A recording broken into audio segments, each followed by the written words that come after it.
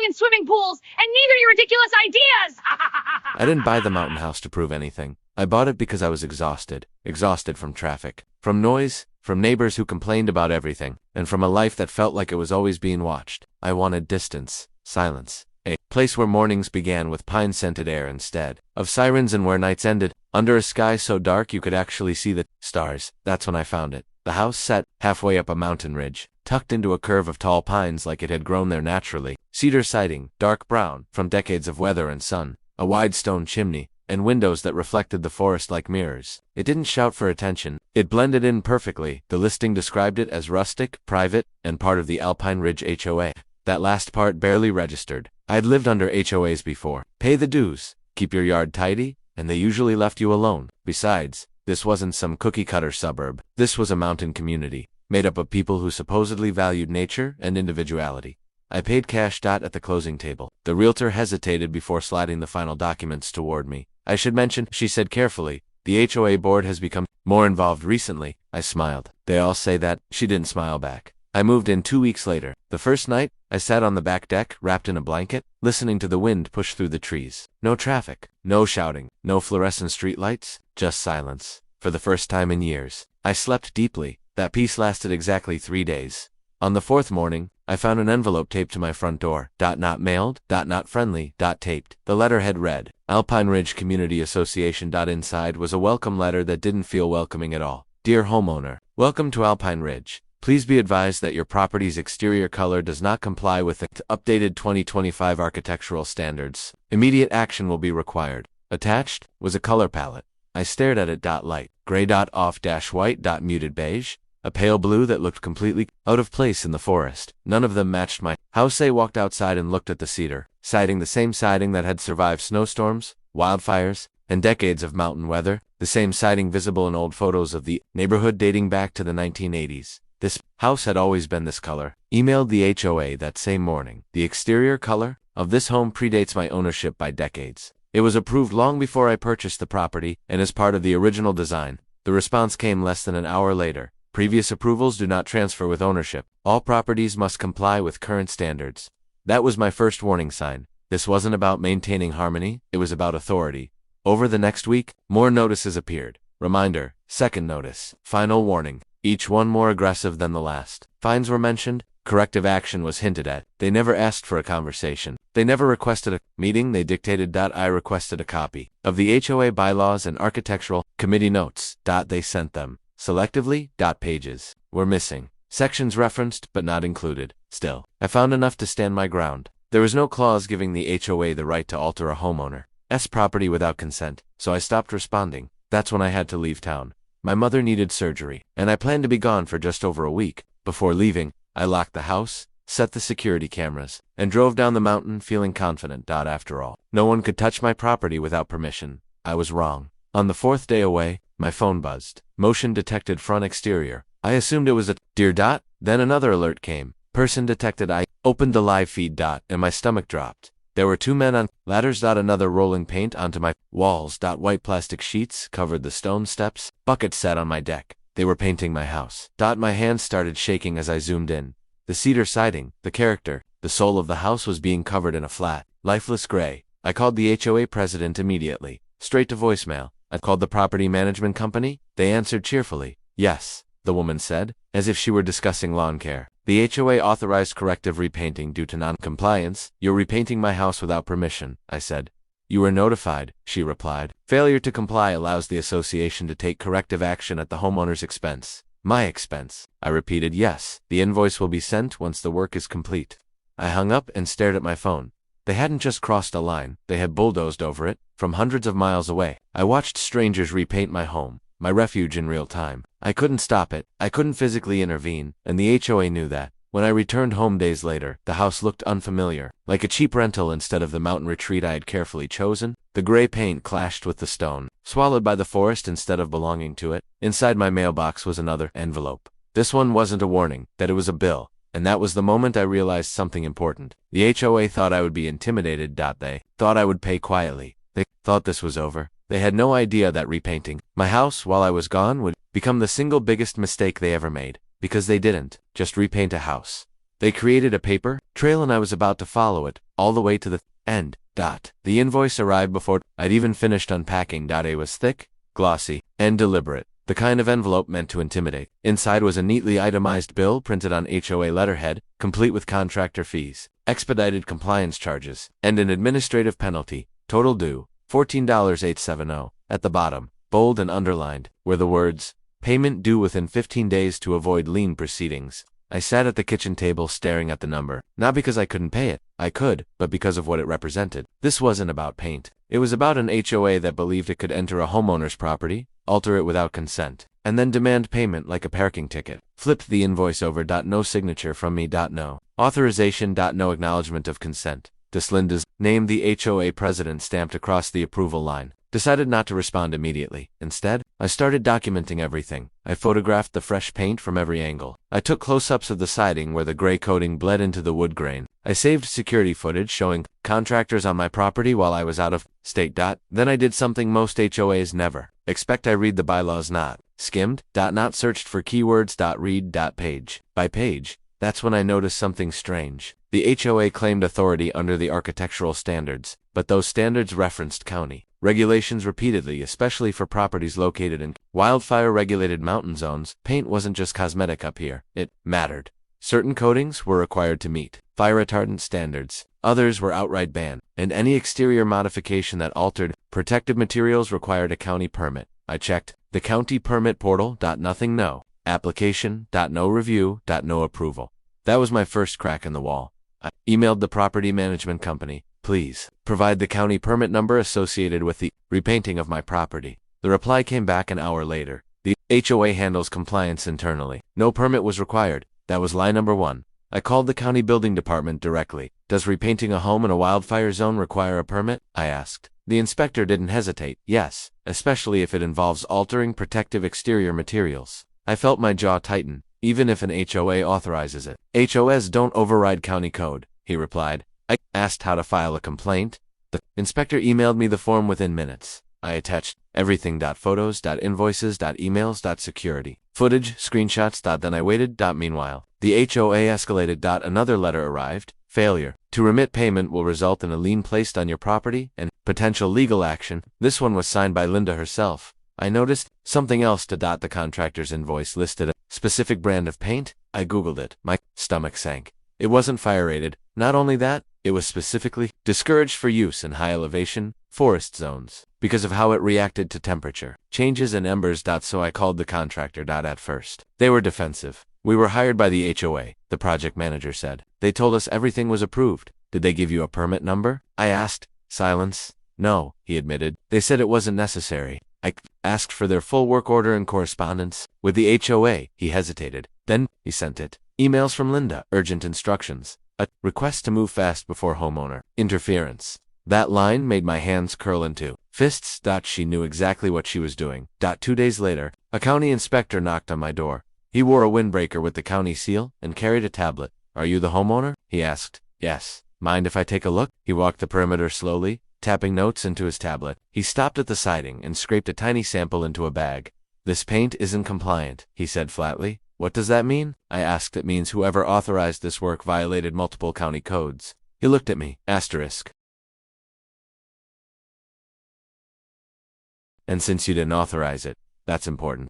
Within a week, the county issued a notice of violation not to me, but to the HOA.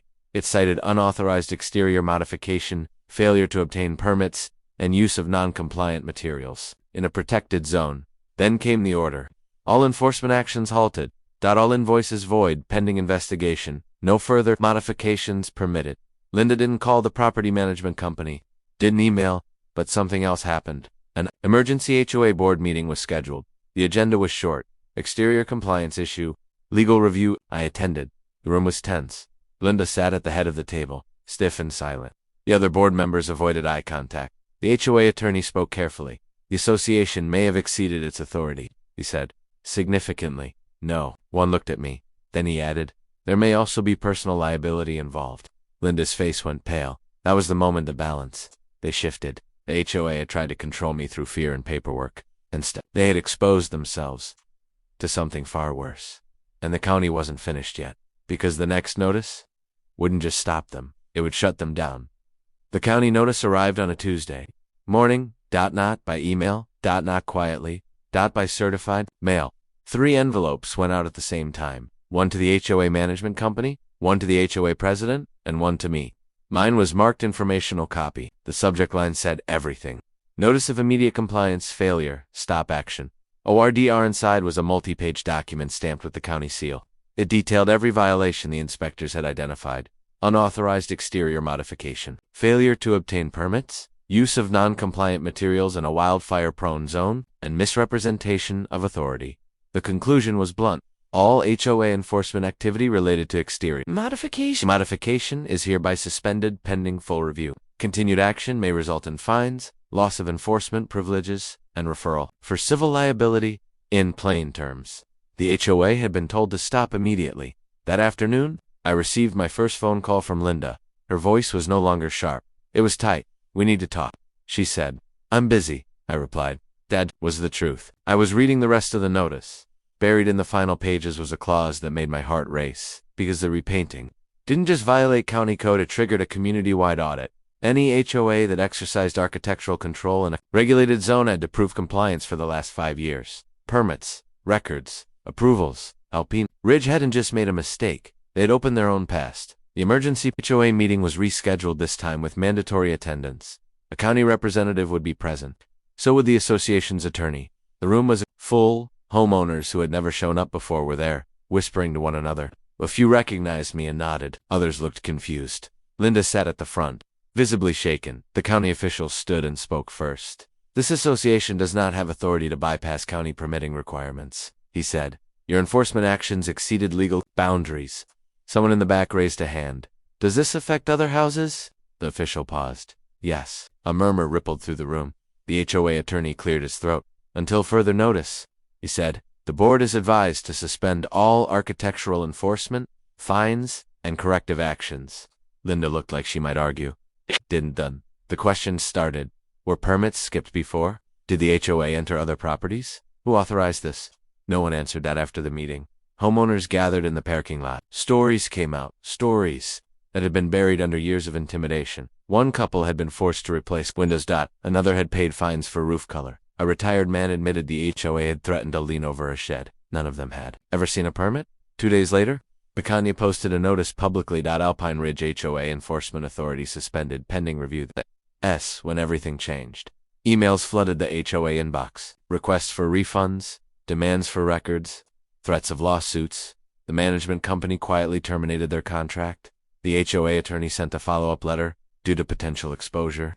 The association recommends immediate restructuring of the board. Linda resigned that night. No announcement. No apology. Just a brief email stating she was stepping down for personal reasons.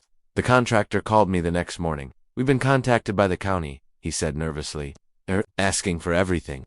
I told him to cooperate. He did. The county issued fines. Not small ones. Daily penalties for non-compliant work. Mandatory remediation. And in order that the HOA, not the homeowner, was responsible for restoring any affected properties to their original state, including mine. The HOA tried to push back. They couldn't. Their authority was frozen. Their funds were locked pending audit, and their insurance provider issued a reservation of rights, legal language, that meant one thing: you're on your own. A month later, a letter arrived addressed to me personally. It was from the HOA attorney. "The association acknowledges that the exterior repainting of your property was unauthorized. The invoice issued is hereby void. The HOA will bear all costs related to remediation. No apology. Just surrender." But the story didn't end there, because the county audit uncovered more unpermitted fences, illegal grading, improper fire clearance, enforcement. Every shortcut the HOA had taken came back into the light. The final county report was damning. The HOA lost architectural enforcement authority permanently. They were reduced to maintaining shared roads and collecting minimal dues under strict oversight. The board was dissolved. New members were appointed temporarily by the county, and me. I stood on my deck one evening watching the sun dip behind the ridge. The gray paint still covering my house for now. The mountain was quiet again, but this time, it wasn't just peaceful, it was fair, because the HOA had learned something. They never expected to learn from a single homeowner who refused to be intimidated. Power only works when no one questions it. And I had. The letter confirming the restoration arrived in early spring. Snow was still melting along the edges of the road. When I opened it, standing in my kitchen with a mug of coffee, warming my hands, the HOAS new interim board, appointed under county oversight, had formally accepted responsibility for reversing all unauthorized modifications. In simple terms, they were going to fix my house. At their expense, the document was carefully worded, drafted by lawyers who clearly wanted no room for interpretation. It stated that the exterior would be restored to its pre-interference condition, using materials compliant with both county and fire regulations. They even attached old photos pulled from county records, real estate archives, and homeowner submissions, proof of what my house had looked like before the HOA decided it. Knew better. The irony wasn't lost on me. The same system the HOA tried to bypass had preserved the evidence that undid them. The restoration crew arrived. 2 weeks later, different company, different tone. Before they unloaded a single ladder, the project manager walked up to me with a clipboard. "We don't touch anything without written approval," he said. "From you." That sentence alone felt like justice. The county inspector came first. He verified the paint type, checked fire ratings, and reviewed every step. Permits were posted clearly on the front window, right where anyone could see. Then the gray began to disappear. Slowly, carefully, the lifeless coating was stripped away. Beneath it, the cedar breathed again. The natural grain reemerged, dark and warm, like the house was waking up from something unpleasant. Neighbors stopped to watch. Some apologized. Others thanked me. One older man stood at the end of the driveway and said, "You did what none of us had the energy to do." By the time the work was finished, the house looked even better than before. The siding had been treated with a compliant fire-resistant stain that preserved the original color while offering better protection. It blended into the mountain. Exactly. As it always had, maybe even more naturally now. The final bill. 6 figures. Not mine. The HOA paid it from reserve funds. Then came the lawsuits. Not from me. I was done. But from other homeowners who suddenly realized how much power they had abused over the years. Fines were challenged. Liens were questioned. Payments demanded back. The association settled most of them quietly. The old board never returned. Linda never showed her face in the neighborhood again. Word was she sold her home within months, taking a loss. Whether that was coincidence or consequence, didn't matter. The Mountie returned to silence. Months passed. The HOA still existed on paper, but only barely. No architectural control, no fines without county approval, no entering properties, every decision documented, every action watched. The letters stopped, no more taped warnings, no more threats, no more final notices. I sat on my deck one evening, wrapped in the same blanket I'd used on my first night there. The stars were out, sharp and endless. The wind moved through the pines, carrying that familiar, grounding sound. This was what I had paid for. Not a fight. Not revenge. Peace. But peace doesn't come from surrender. It comes from standing still when someone tries to push you. The HOA had believed I would fold, that I would pay, repaint, and stay quiet. Instead, they reminded themselves and everyone else of something important. Authority without law is just intimidation, and intimidation collapses the moment someone refuses to be afraid. The house stands there now, exactly as it should, not as a symbol. Not as a victory banner, just a home honest, quiet, and finally left alone. And every time I look at it, I don't see what the HOA did to me. I see what they did to themselves.